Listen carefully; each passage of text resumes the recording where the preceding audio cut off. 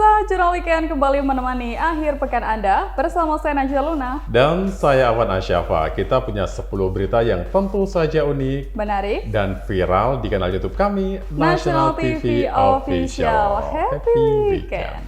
Happy Weekend di akhir tahun ya? Iya, akhir tahun 2024. Dan hari ini beritanya pun juga spesial. Tidak seperti biasanya, karena kita rangkum dari seluruh berita yang tayang mulai Januari 2024 sampai dengan Desember 2024. Baik, langsung saja kita ke berita yang pertama. Lukai korban dengan sajam, 7 pencuri kelapa sawit diringkus polisi. Ini terjadi di Jambi.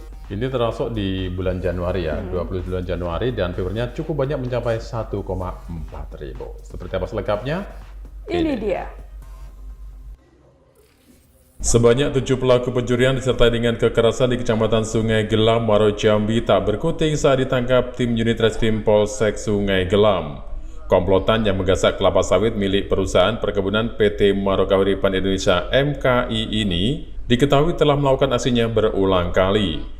Ibtu Usaha Sitepu, Kapolsek Sungai Gelam mengatakan, dalam tiap aksinya mereka kerap mengancam, bahkan tak segan melukai para korbannya dengan senjata tajam. Dalam pengungkapan kasus ini, salah seorang karyawan PT MKI dan 1 orang anggota polisi mengalami luka sabetan senjata tajam dari pelaku. Dari tangan mereka, polisi berhasil menyita barang bukti berupa mobil pickup bermuatan buah kelapa sawit hasil curian seberat 3 ton. Selain itu, polisi juga menyita telepon genggam, senjata tajam berbagai jenis, serta 2 unit sepeda motor yang digunakan pelaku untuk beraksi. Kami ucapkan terima kasih pertama dari pihak PT MKI dan warga masyarakat, khususnya RT 25, 21, atas terungkapnya pencurian yang terjadi pada waktu hari Senin, tanggal 15 Januari 2024. Kami bisa berhasil karena pertama dapat laporan dari pihak security PT MKI terjadi pencurian di wilayah mereka. Pada waktu itu mereka, pihak security dan warga lagi patroli, ditemukan ada 8 pelaku pencurian buah sawit. Langsung mereka menghubungi kita dari pihak Polsek, dan kita Polsek segera berangkat ke TKP. Dan di sana di TKP kita pembagian tugas, kita sekira pukul 20.00 kita melakukan penyergapan. Alhamdulillah kita dapatkan tersangka 7 orang. Satunya kabur. Yang satunya melarikan diri.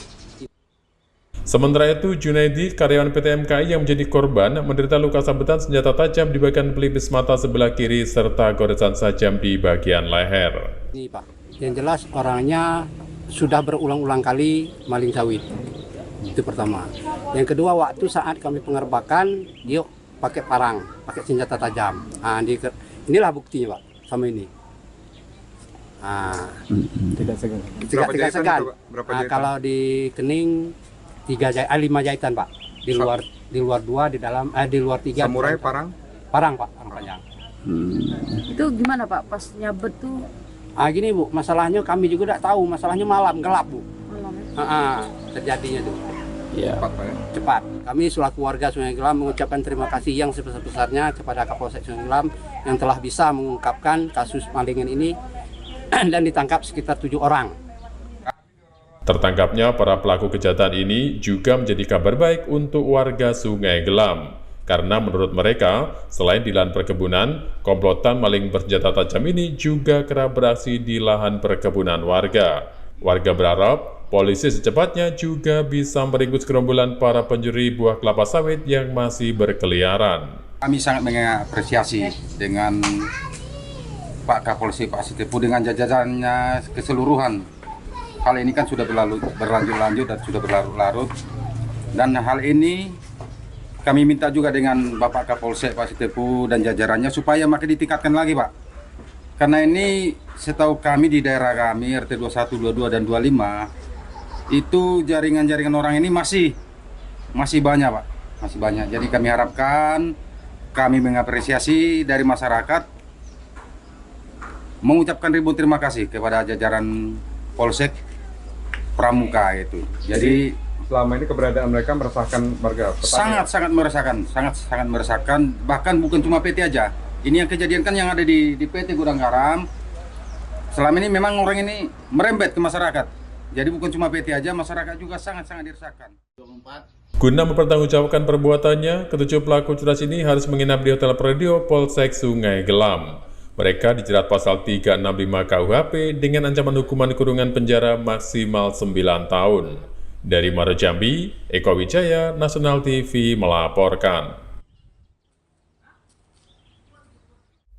Ini di Jambi, sebanyak 7 pelaku pencurian disertai dengan kekerasan di Kecamatan Sungai Gelam, Kabupaten Muaro Jambi yang tak berkutik saat ditangkap tim unit Reskrim Polsek Sungai Gelam. Dilakukan oleh komplotan yang menggasak kelapa sawit milik perusahaan perkebunan PT Muaro Karipan Indonesia ini diketahui telah melakukan aksinya tidak hanya sekali tapi sudah berulang kali dan menimbulkan kerugian yang sangat besar. Sebenarnya pencurian kelapa sawit ini tidak terjadi hanya satu kali ya di 2024 ini, tapi inilah yang paling ramai di kanal YouTube kami. Betul, dan ini juga menjadi pertanyaan khusus untuk para netizen. Mereka menganggap hal seperti ini sebaiknya tidak dibiarkan dan segera mendapat tindak lanjut. Dan dalam pengungkapan kasus ini, salah seorang karyawan PT MKI dan 1 orang anggota polisi mengalami luka sabetan senjata tajam dari para pelaku.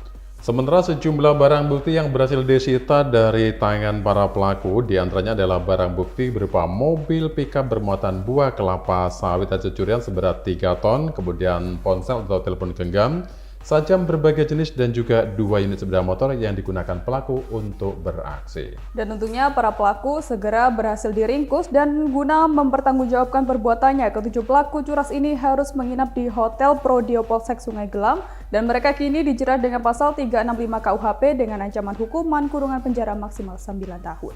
9 tahun di Predio ya, hotelnya berbeda, nggak hotel seperti biasanya yang digunakan masyarakat untuk berakhir tahun ya, tapi ini benar-benar mereka mempertanggungjawabkan perbuatannya karena aksi kriminal yang telah dilakukan oleh 7 orang ini. Betul. Kita beralih ke berita berikutnya dari wilayah Ciasem, Subang, Jawa Barat, di mana aksi tawuran pelajar berhasil digagalkan oleh Polsek Ciasem. Tawuran lagi ya, ini terjadi pada Februari. 9 Februari tepatnya dengan jumlah viewer sebanyak 2,2 ribu. Seperti apa selengkapnya? Ini dia. Belasan murid sekolah SMP melakukan konvoi menggunakan sepeda motor yang berakhir diamankan pihak kepolisian. Mereka kedapatan membawa senjata tajam jenis celurit dan sabuk serta obeng yang diduga akan digunakan untuk tawuran dengan pelajar lain di jalur Pantura Ciasem, Subang, Jawa Barat.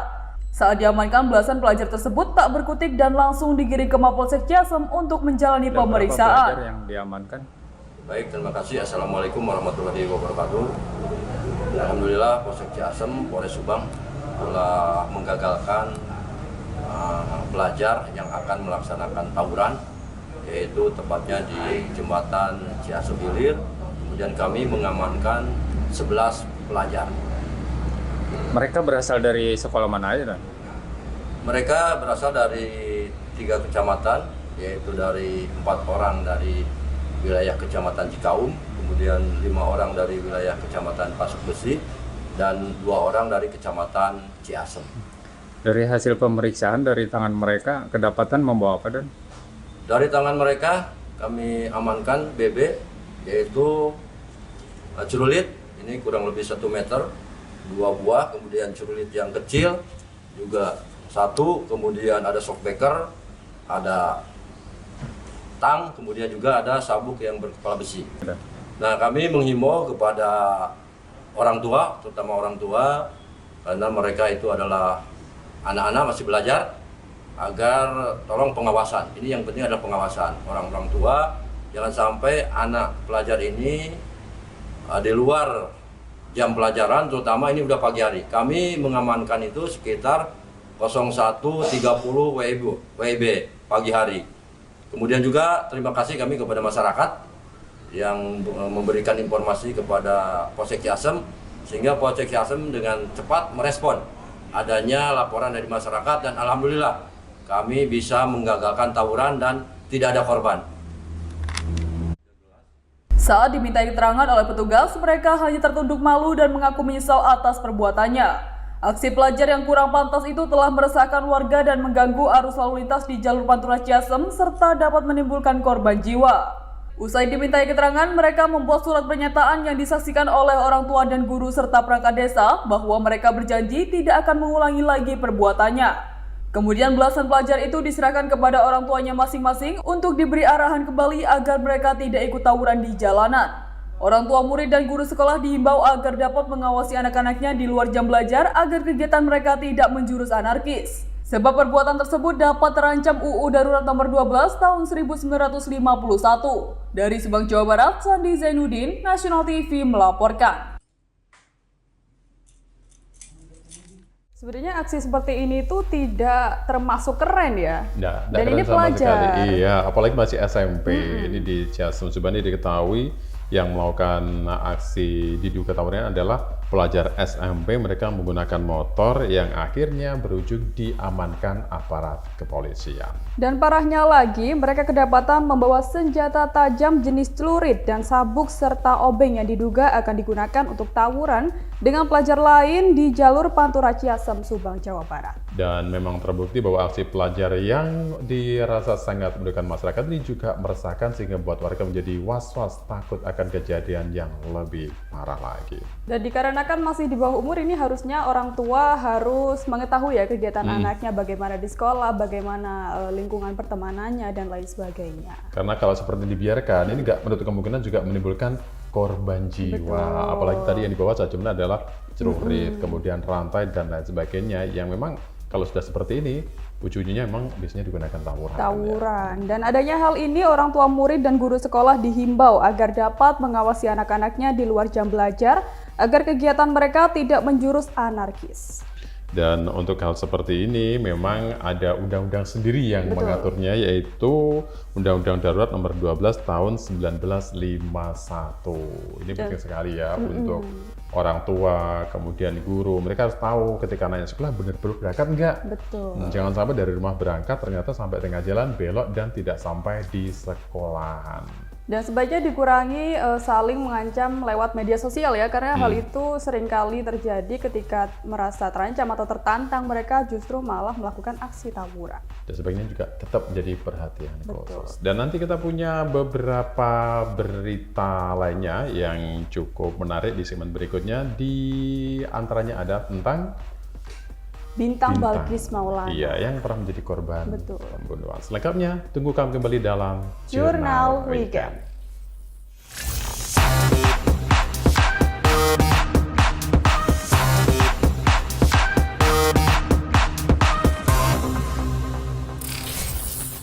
Pemirsa, terima kasih Anda masih bersama kami dalam Jurnal Weekend. Dan di segmen yang kedua, kita juga punya beberapa berita yang sangat menarik. Dari Banyuwangi, kita menolak lupa kasus Bintang Balkis Maulana yang mondok di Kediri, santri asal Banyuwangi pulang tinggal nama. Ini menjadi peristiwa yang sangat besar dalam beberapa bulan ya, terutama di awal kejadian Februari 2024. Selengkapnya, ini dia.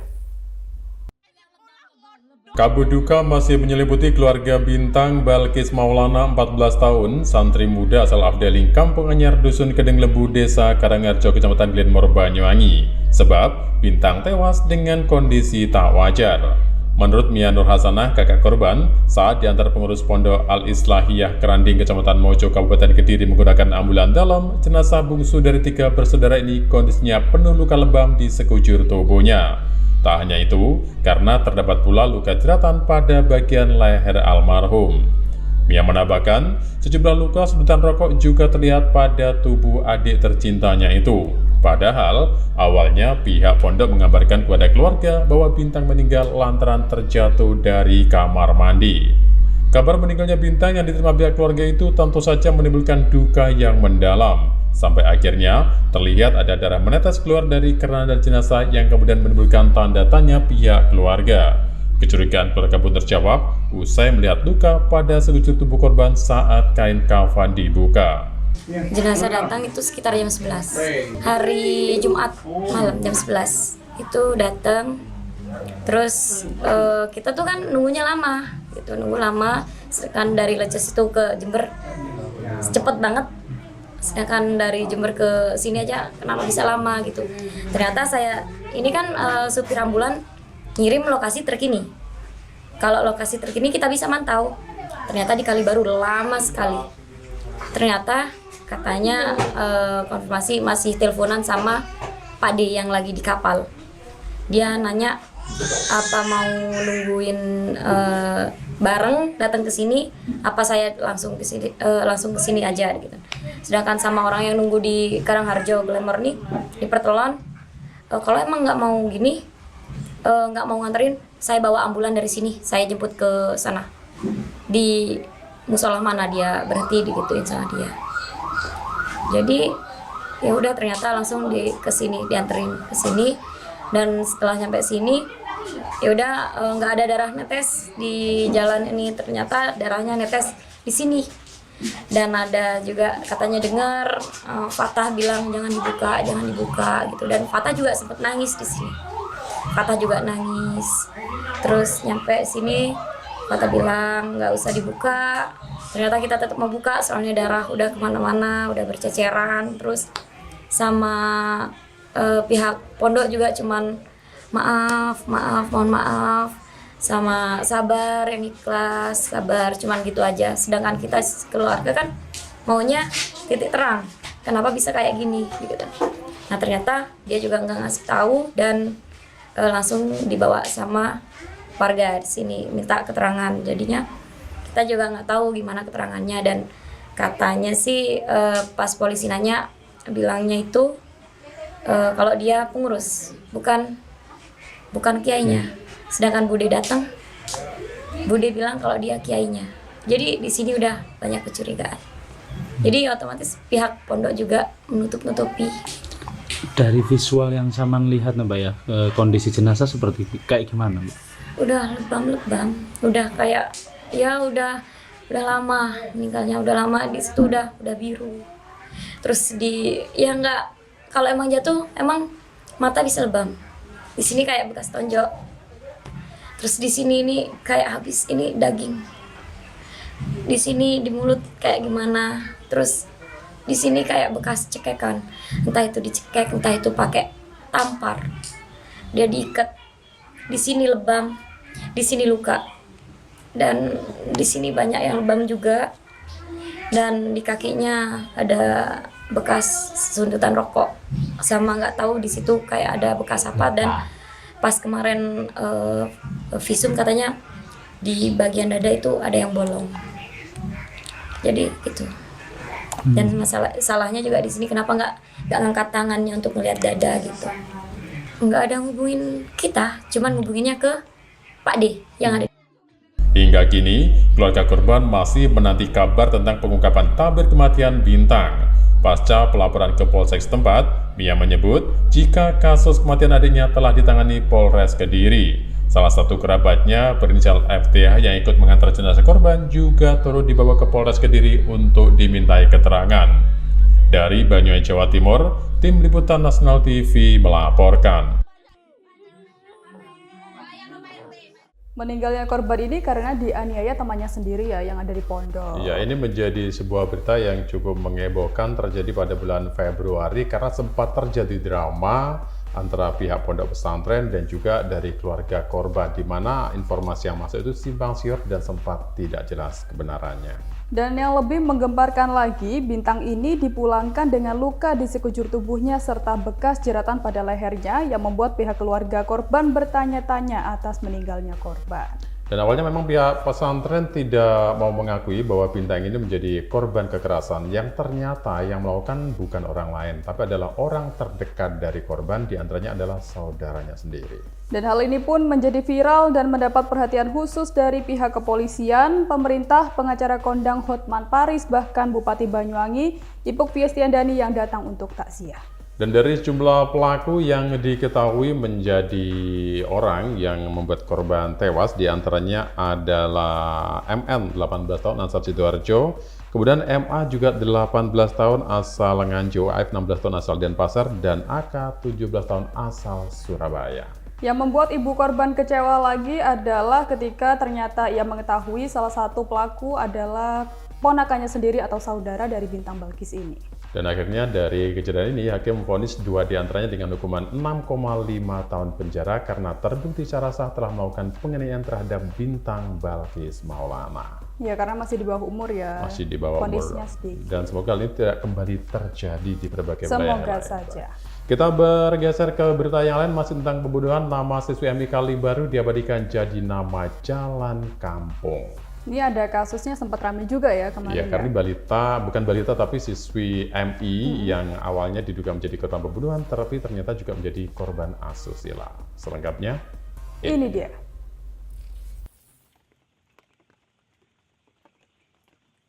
nama siswi MI Kalibaru yang jadi korban dugaan pemerkosaan dan pembunuhan diabadikan masyarakat setempat menjadi nama sebuah jalan di wilayah sekitar. Selepas kasus ini menguap, kondisi jalan itu kini sudah bagus dan tersentuh pavingisasi sehingga masyarakat mudah melintasinya. Diabadikannya nama siswi MI Kalibaru itu menjadi nama jalan di sekitar TKP, disampaikan Kepala Sekolah di mana korban menimba ilmu Heri Prayitno. Menurutnya, nama jalan itu secara spontan diberikan warga untuk mengenang sosok almarhum. Di samping itu, masih banyaknya kunjungan ke sekitar lokasi dari warga luar daerah yang penasaran dengan kasus ini. Mereka kerap bertanya pada warga sekitar di mana tempat siswi MI Kalibaru itu dibunuh. Sehingga dari hal itulah akhirnya menjadi kebiasaan dan muncullah nama siswi MI tersebut. Ya, saya menanggapinya yang pertama tetap berharap ya, karena memang ini sudah menjadi kasus dan juga musibah nasional, terutama untuk kami, untuk lingkungan, untuk masyarakat ini. Kami berharap memang bisa segera terungkap, meskipun sampai saat ini masih belum ada kejelasan apapun. Cuma dari pihak kami masih percaya dan yakin kepada pihak kepolisian bahwasanya mungkin hari ini masih bisa bekerja maksimal sampai kasus ini betul-betul diungkap. Alhamdulillah semenjak kasus itu bergulir, selang kurang lebih 10 hari, keadaan kembali normal dari lingkungan masyarakat dan juga aktivitas sekolah. Kemudian juga segi positifnya, semua wali murid yang awalnya tidak pernah menjemput siswanya hari ini sudah ramai menjemput, mengantarkan dan juga menjemput, artinya lebih perhatian dengan adanya kasus ini. Kalau dari keluarga dan juga saudara, alhamdulillah beberapa orang tanya juga keluarganya yang lain sudah bisa diajak komunikasi, sudah bisa berinteraksi dengan lingkungan. Hanya saja untuk caranya sendiri, karena korban itu masih belum masuk sekolah.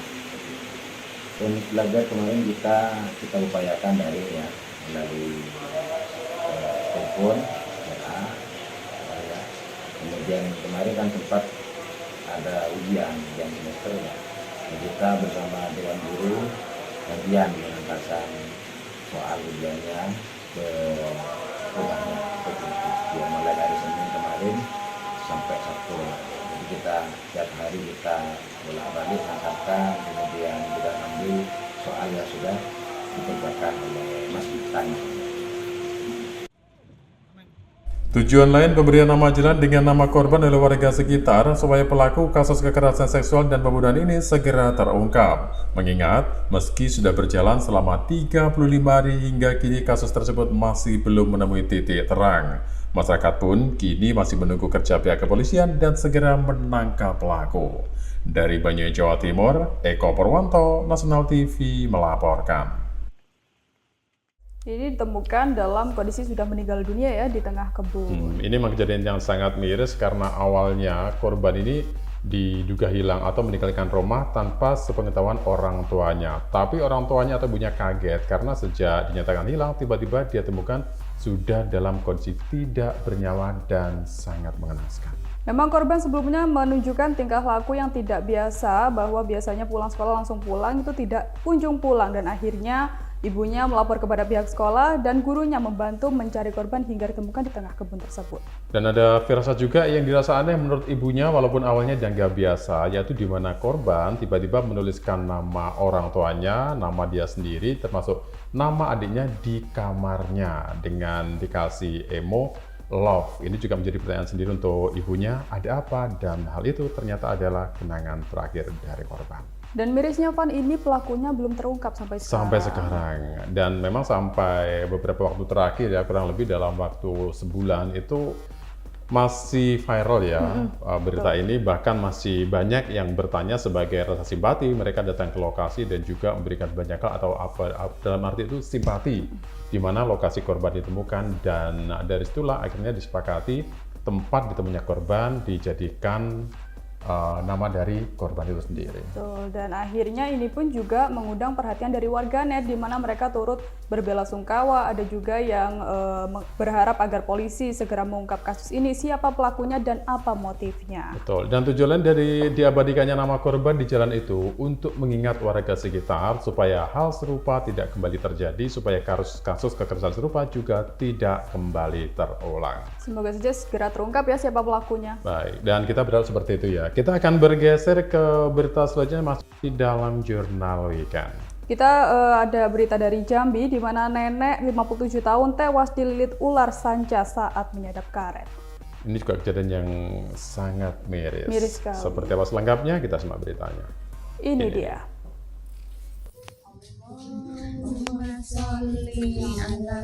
Nasib malang menimpa Hapsah 57 tahun warga desa Ladang Panjang, Kecamatan Sungai Gelam, Kabupaten Muaro Jambi yang meninggal dunia usai dililit ular sanca sepanjang 5 meter pada Senin 26 Agustus 2024 lalu. Peristiwa maut ini terjadi saat korban tengah menyadap karet. Korban ditemukan berlumuran darah oleh suaminya di kebun karet tempat ia bekerja. Korban yang biasanya pulang menyadap karet pukul 12 siang, namun hingga pukul 4 sore tak kunjung pulang ke rumah, maka dari itu sang suami pun melakukan pencarian.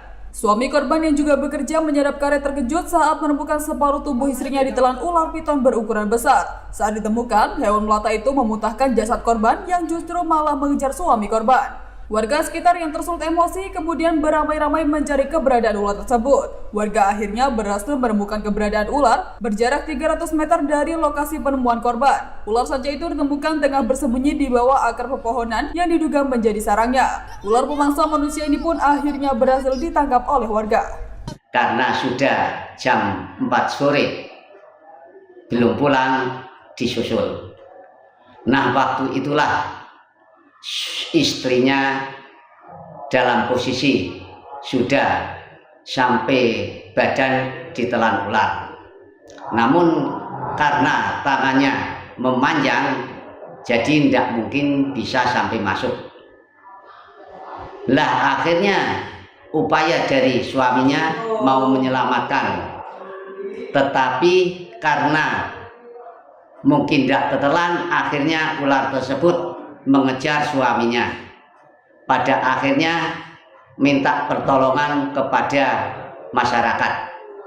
Namun karena kebetulan suaminya lagi kerja di sampingnya pas di kebun kami sendiri, akhirnya tidak berani mencari masyarakat yang untuk bersama-sama membawa pulang. Nah, kami atas nama pemerintah desa memberi saran bahwasanya kepada masyarakat supaya tidak ada ketakutan lagi, tolong usahakan ular tersebut sampai ketemu. Soalnya apabila ular sudah menggigit orang, bisanya sudah habis, pasti tidak jauh larinya. Nah, betul, sekali dicari sekitar 300 meter sudah bisa diketemukan, tidak perlu makan waktu yang lama. Dan akhirnya masyarakat berbondong-bondong untuk menangkap ular tersebut. Alhasil dan akhirnya dibawa pulang, disampaikan kepada masyarakat lainnya. Warga sekitar akhirnya mengevakuasi dan menyeret ular sanca ini menggunakan sepeda motor. Bangkai ular piton ini pun akhirnya menjadi tontonan warga sekitar. Dari Kabupaten Muaro Jambi, Eko Wijaya, National TV melaporkan. Dan ini korban bernama Hapsah ya, di mana nenek berusia 57 tahun. Dia tercatat sebagai warga desa Ladang Panjang, Kecamatan Sungai Gelam, Muaro Jambi yang meninggal dunia usai dililit ular sanca sepanjang 5 meter. Kejadian ini terjadi pada 26 Agustus 2024 lalu. Dan korban ditemukan berlumuran darah oleh suaminya di kebun karet tempat ia bekerja. Korban yang biasanya pulang menyadap karet pukul 12 siang, namun hingga pukul 4 sore tak kunjung pulang ke rumah, dan maka dari itu sang suami pun memutuskan untuk mencari korban. Dan angka kagetnya ia ketika mendapati istrinya yang berada di tengah kebun dalam kondisi separuh badannya sudah dimakan atau ditelan oleh ular piton itu.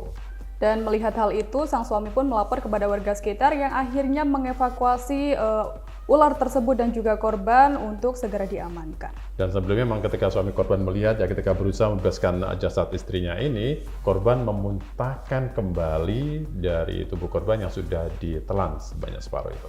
Betul, dan melihat hal ini pun warga menjadi emosi dan akhirnya memutuskan untuk mengevakuasi ular tersebut dengan membawanya menggunakan motor. Dan dia dikeluarkan ya, sempat bersembunyi ularnya itu. Betul. Di bawah batang sebuah pohon yang besar, akhirnya berhasil dikeluarkan. Dan ini juga kejadian bukan yang pertama di mana ular piton di wilayah setempat mendatangi pemukiman warga, termasuk menelan korban jiwa warga sekitar. Semakin serem kalau mengingat sekarang kita lagi musim hujan ya, lagi sering-seringnya hujan, takutnya hewan reptil seperti itu kembali keluar dari habitatnya. Jadi selalu hati-hati dan waspada dengan kondisi sekarang. Nanti kita masih punya beberapa berita menarik di segmen berikutnya, di antaranya tentang teror pelemparan kaca armada bus. Selengkapnya telah bersama kami dalam Jurnal Weekend.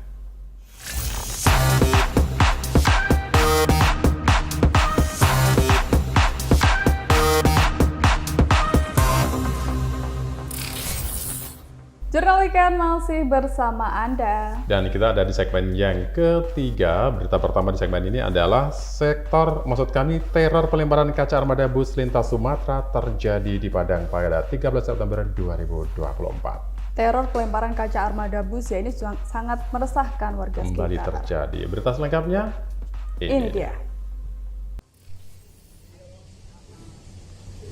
Aksi teror pelemparan yang menyasar kaca armada bus lintas Sumatera itu diungkapkan Ferdi, salah satu pengelola bus trayek Sumber Jabodetabek, pada Rabu 11 September 2024. Menurutnya, hampir setiap pekan selalu saja ada perusahaan otobus asal Sumber yang menjadi korban pelemparan batu oleh orang tidak bertanggung jawab.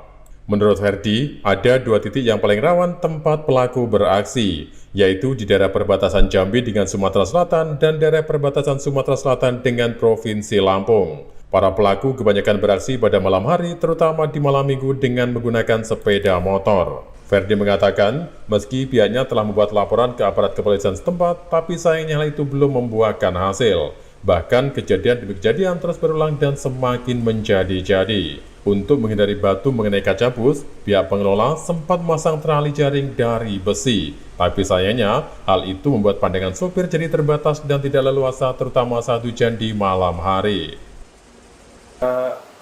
Memang itu sangat kita sayangkan ada aksi pelemparan terhadap bus di jalan, karena itu efeknya juga ke penumpang, bukan ke unit. Kalau unit mungkin masih bisa kita tanggulangi, tapi kalau sudah ada korban jiwa, nah itu yang bahaya.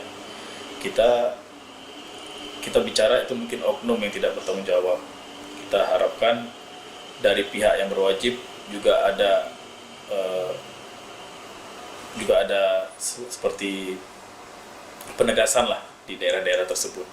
Karena hal yang sama juga disampaikan Haris, pengelola bus AKAP. Dia berharap pihak kepolisian bisa segera mengambil tindakan yang membuat para awak bus bisa tenang dan merasa aman.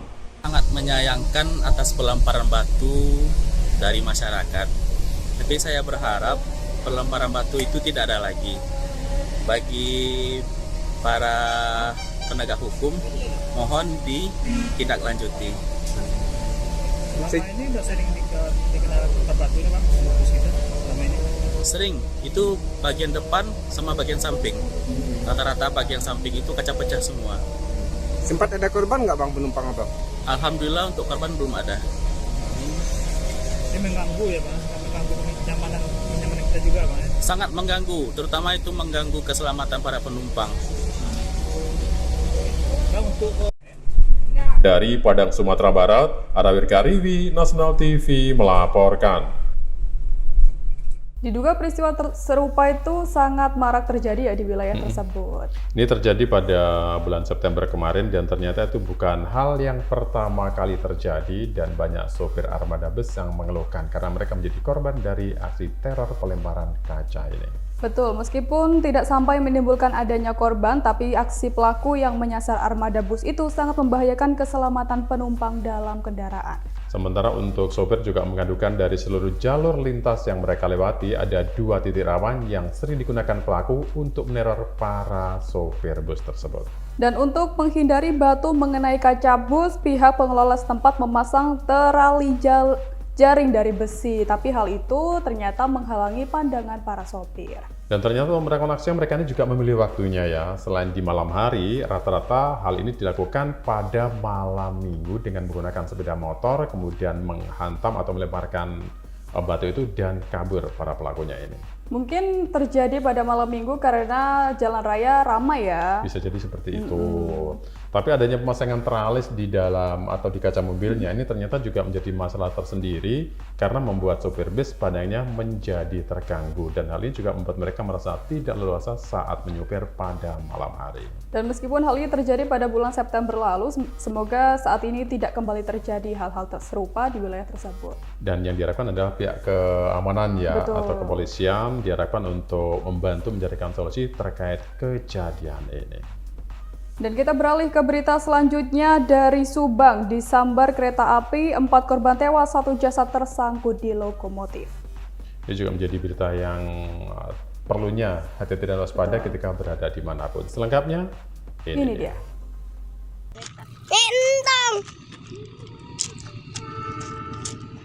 Peristiwa naas itu terjadi pada Minggu 22 September 2024. 4 korban yang semuanya masih di bawah umur tewas akibat tersambar kereta api saat sedang asik bermain.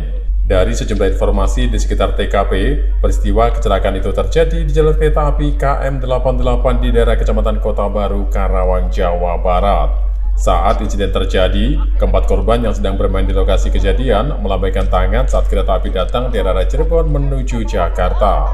Tapi di sisi lain, mereka yang masih anak-anak juga tak menyadari saat kereta api Fajar Utomo Solo datang dari arah Jakarta menuju Cirebon sehingga kecelakaan pun tak terelakkan. Akibatnya, 4 korban meninggal dunia seketika di lokasi kejadian, sementara 1 tubuh korban berinisial TD 9 tahun tersangkut di depan lokomotif hingga terbawa sampai di stasiun Desa Tanjung Rasa Kidul, Kecamatan Padok Besi, Subang. Jasad korban baru bisa dievakuasi oleh petugas setelah kereta api berhenti di stasiun. Kapolsek Padok Besi AKP Anton Indra Gunawan yang mendapat laporan langsung ke lokasi kejadian bersama anggotanya dan mengevakuasi jasad korban. Dari hasil pemeriksaan sementara, di tubuh korban terdapat luka serius di bagian kepala dan kakinya. Selanjutnya, jasad dibawa menggunakan mobil ambulans ke puskesmas terdekat. Setelah dibersihkan dan dimandikan, jasad korban dibawa oleh pihak keluarga ke rumah duka untuk dimakamkan. Karena lokasi awal kejadian berada di daerah Kota Baru, Karawang, maka kasus ini telah dilibatkan ke Polres Karawang untuk penanganan lebih lanjut. Dari Subang, Jawa Barat, Sandi Zainuddin, Nasional TV melaporkan. Ini miris sekali ya, mengetahui bahwa 1 korban yang tersangkut tersebut baru bisa dievakuasi ketika kereta berhenti di stasiun berikutnya. Memang tercatat ada 4 korban yang menjadi korban. Ini peristiwa terjadi pada bulan September lalu, tetapi sampai dengan Desember masih banyak yang memberikan komentar terkait peristiwa ini supaya masyarakat hati-hati dan waspada ketika berada di jalur perlintasan. Dan awalnya kejadian ini ketika para korban tersebut bermain di sekitar rel untuk melambaikan tangan kepada kereta api. Namun naas karena mereka masih anak-anak, mereka tidak mengetahui ada kereta lewat dari arah belakang mereka. Dan memang dari peristiwa ini semua korban dinyatakan tewas. Bahkan 1 di antaranya yang masih berusia 9 tahun tersangkut di lokomotif dan baru bisa diambil ketika kereta berhenti di stasiun. Ini perlunya hati-hati karena ketika ini menyangkut tentang anak-anak harus membutuhkan perhatian khusus dari para orang tua atau kerabat sekitar yang ada di wilayah tersebut. Apalagi untuk jalur perlintasan kan banyak ya, ada yang ada palang pintunya, kemudian ada yang tanpa palang pintu dan lain sebagainya, apalagi perlintasan sebidang. Betul. Atau biasanya di jalur tikus ini paling rawan terjadi kecelakaan, terutama ketika di jam-jam tertentu yang kondisinya ramai. Jadi masyarakat diminta untuk selalu waspada, terutama yang tinggal di dekat perlintasan kereta api.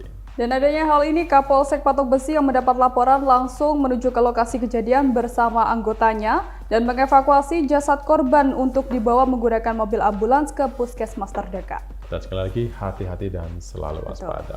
Kita beralih ke berita berikutnya. Buaya sepanjang 1,5 meter masuk perangkap ikan nelayan. Kali ini dari Jambi, terjadi pada Oktober lalu, pada tanggal 2. Selengkapnya, Ini dia.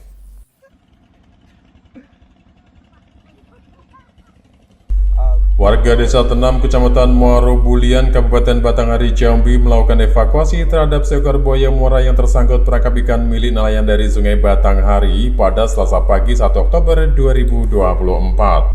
Buaya muara berukuran 1,5 meter ini pertama kali ditemukan seorang nelayan bernama Farizal yang sedang melihat perangkap ikan miliknya di Sungai Batanghari.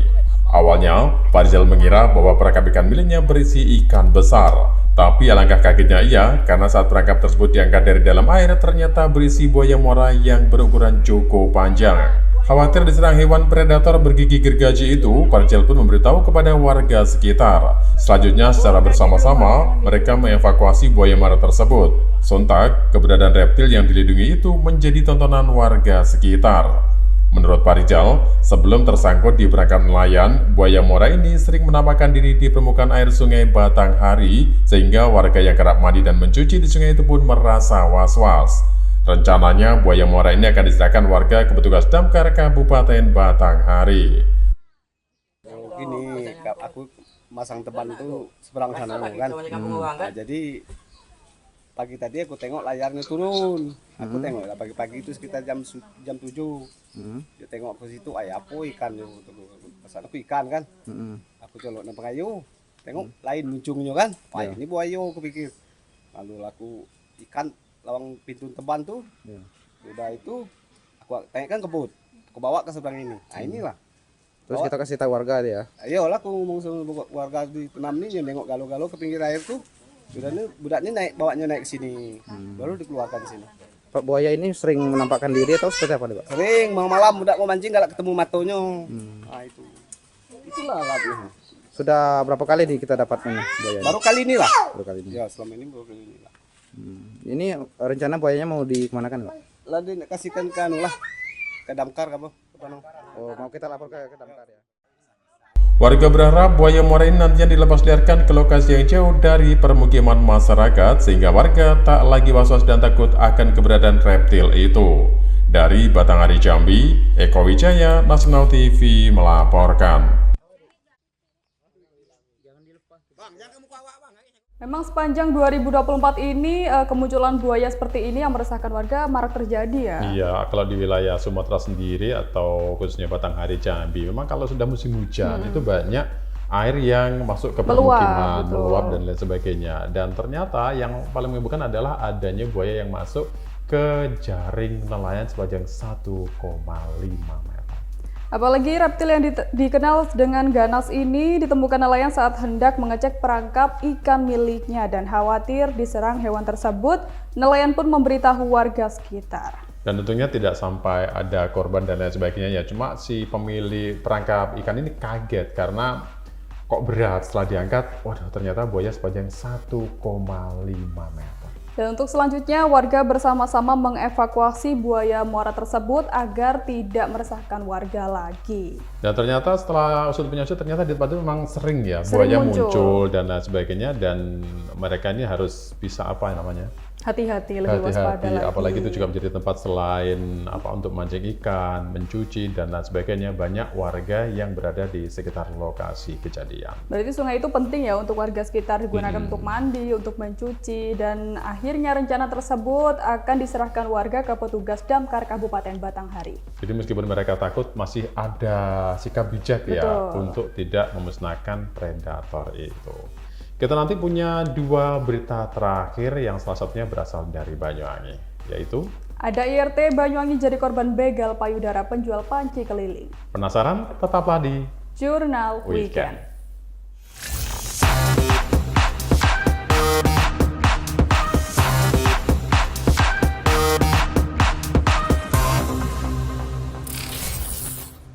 Jurnal Weekend masih bersama Anda. Kali ini ada 2 berita terakhir di segmen terakhir. Oke, kita ke berita yang pertama di segmen ini. Yang ke-9 ada IRT Banyuwangi jadi korban begal payudara penjual panci keliling. Ini sempat membuat heboh juga heboh ya. banget. Ada sempat terjadi simpang siur beritanya Tuh. masih penjual panci keliling, padahal ternyata faktanya adalah iya. Selengkapnya ini dia.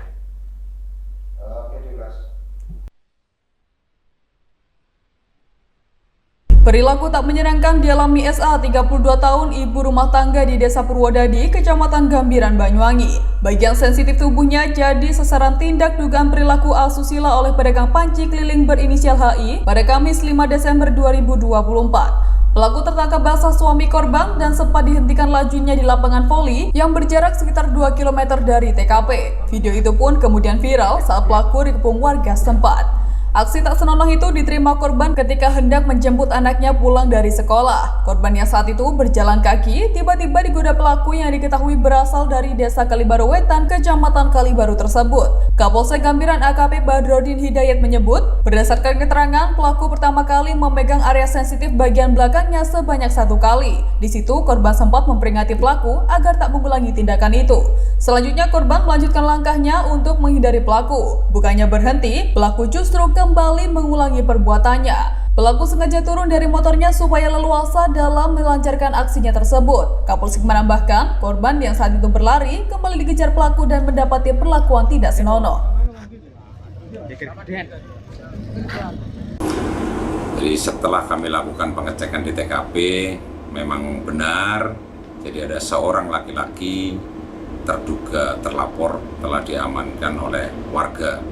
Seorang laki-laki ini notabene-nya adalah seorang pedagang penjual panci.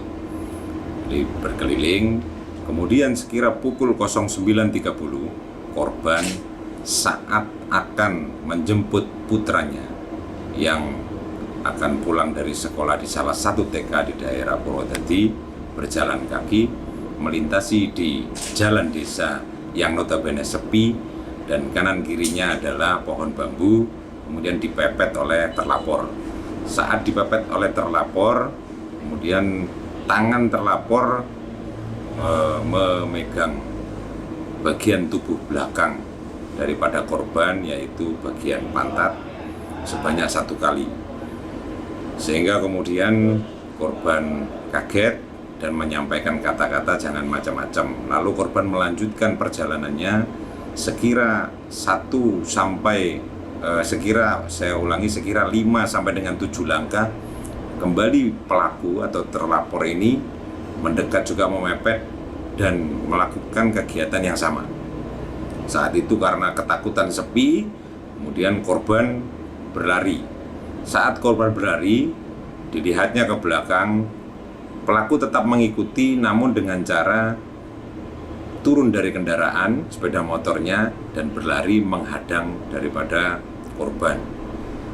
Selanjutnya saat itu juga pelaku mengarahkan tangannya ke bagian muka atau depan dada daripada korban sebanyak 2 kali, dan korban setelah itu berlari menghindar.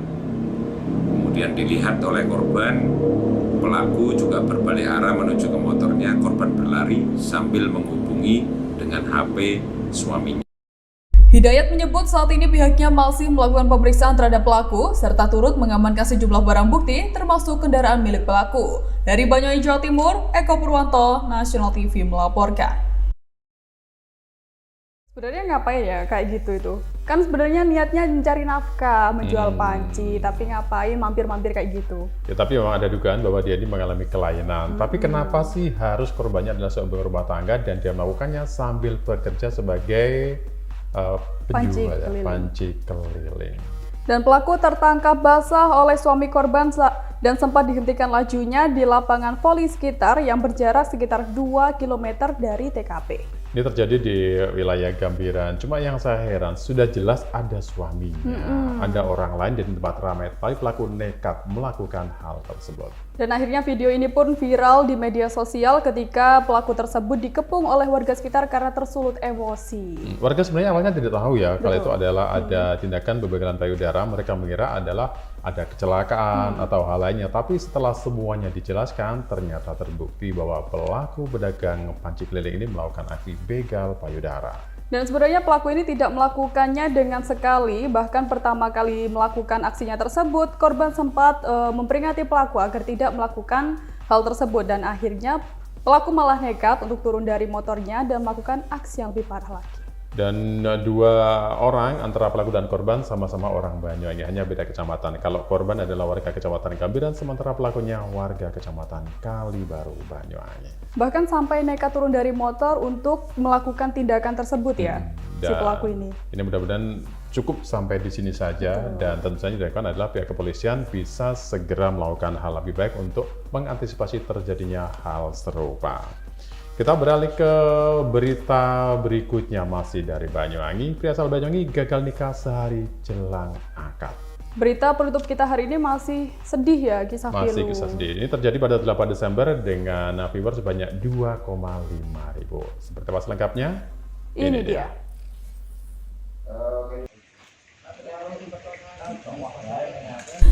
Kisah pilu dialami pria asal Banyuwangi bernama Restu Bangkit asal desa Setel, Kecamatan Genteng. Ia baru saja menelan pil pahit usai gagal melangsungkan pernikahan sehari jelang akad nikah dilangsungkan pada Jumat 6 Desember 2024. Menurut pengakuan pria 27 tahun yang tak bisa menyembunyikan rasa sedihnya ini, hal itu terjadi lantaran kesepakatan menjalankan pernikahan diputus sepihak oleh calon mempelai wanita. Bahkan ia tak mengerti apa alasan kuat yang mendasari calon mempelai wanita melakukan pembatalan perkawinan. Bangkit mengatakan padahal seluruh undangan pernikahan sudah tersebar. Bahkan tenda dan peralatan penunjang perkawinan juga sudah disiapkan untuk menyambut hari bahagia itu. Karena dibatalkan, praktis tenda yang sudah berdiri diminta untuk dibongkar. Ia juga tak bisa menutupi rasa kesal dan malu atas kejadian yang dialaminya. Dari keluarga dan pihaknya Elok kebetulan dari sana kita nggak tahu ya. Akad kemungkinan sekitar jam 9 ya, mungkin mau sampai setengah 10. Itu rumah sini pasti untuk teror dan lain kita siapkan. Kalau bahasa Jawanya orang-orang rewang itu sudah ready dari kalau dari sini memang benar-benar di-cancel, benar-benar dibatalkan semua. Tapi kalau di sana tetap menerima tamu, tetap resepsi. Untuk akadnya saya belum tahu gimana kondisinya. Video batalnya pernikahan Bangkit ini pun viral di media sosial yang mendapat banyak tanggapan dari warganet. Mereka merasa ikut prihatin dan memberikan dukungan kepada Bangkit. Bahkan tak sedikit dari mereka yang meminta pihak wanita buka suara atas dibatalkannya pernikahan ini. Di sisi lain, sejak Jumat pagi, rumahnya yang berdekatan dengan usaha kafe miliknya silih berganti dikunjungi sahabat, teman, dan juga kerabat untuk memberikan dukungan. Dari Banyuwangi, Jawa Timur, Eko Purwanto, National TV melaporkan. Berita terakhir ini tidak kalah menggemparkan warganet di sosial media karena si pengantin wanita ini meninggalkan calon suaminya tanpa ada penjelasan. Tanpa ada alasan yang tepat ya. Dan mirisnya lagi adalah sehari jelang akad nikah. Padahal si pria bernama Restu Bangkit ini sudah menyiapkan segalanya, mulai terop yang sudah dipasang, dekor termasuk tetangga yang sudah ramai. Dan imbasnya persiapan yang sudah dilakukan Bangkit dan keluarganya dengan matang ini batal karena bahkan ia tidak mengerti apa alasan yang kuat yang mendasari calon mempelai wanita melakukan pembatalan perkawinan tersebut. Hal ini pun tentu menimbulkan rasa malu bukan hanya untuk calon mempelai pria, tetapi juga seluruh anggota keluarganya karena tidak ada penjelasan apa yang menjadi penyebab dibatalkannya pernikahan antara kedua mempelai ini. Video batalnya pernikahan Bangkit ini pun viral di media sosial yang mendapat banyak tanggapan dari warganet. Warganet juga penasaran apa alasan si wanita ini untuk membatalkan pernikahannya. Jadi kalau dihitung ya untuk menyewa mulai terop, kemudian MUA dekorasi dan lain sebagainya ini nggak sedikit ya. Betul. Kalau tiba-tiba dibatalkan tanpa alasan tentu saja menimbulkan tanda tanya. Ada apa dengan dia?